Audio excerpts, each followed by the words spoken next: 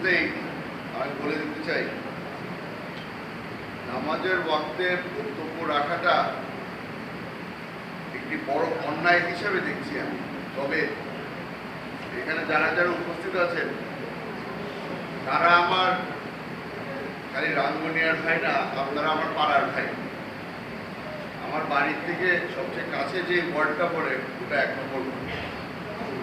আপনারা এখানে যারা যারা উপস্থিত আছেন আপনাদের অনেক সুযোগ হবে বক্তব্য শোনার, বক্তব্য দেওয়ার। আমি আপনাদের আজকে সময় নেব না, নামাজের ওয়াক্ত হয়ে গেছে। আপনাদেরকে খালি আমি একটাই অনুরোধ করব, আমাদের দলীয় প্রধান দেশনেত্রী খালেদা জিয়া, ওনার শারীরিক অবস্থা একটু নাজুক আছে, আপনারা সকলেই দোয়া করবেন তার জন্য।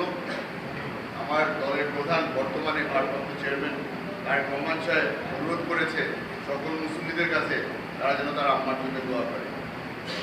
একজন সন্তান হিসাবে মায়ের জন্য দোয়া চাওয়াটা আমি মনে করি ফরজ।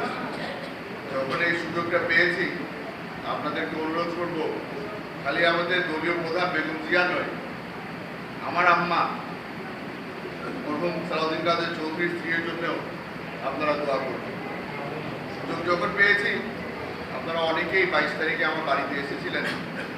তবে যতবার আপনাদের সাথে দেখা হয়, যতবার কোনো সময় কোনো ধরনের বক্তব্য রাখি, আমি চেষ্টা করি আপনাদের সকলকে মনে করিয়ে দেওয়ার জন্য যে আপনাদের মাঝ থেকে সালাউদ্দিন কাদের চৌধুরী এখন আর নেই।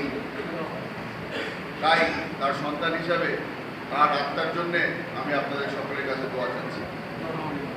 ইনশাআল্লাহ এই এলাকার উন্নয়নের ব্যাপারে আমার দলের সামনে যে ইশতেহার আসছে সেটার ব্যাপারে আপনাদের সকলের সাথে আলাপ হবে।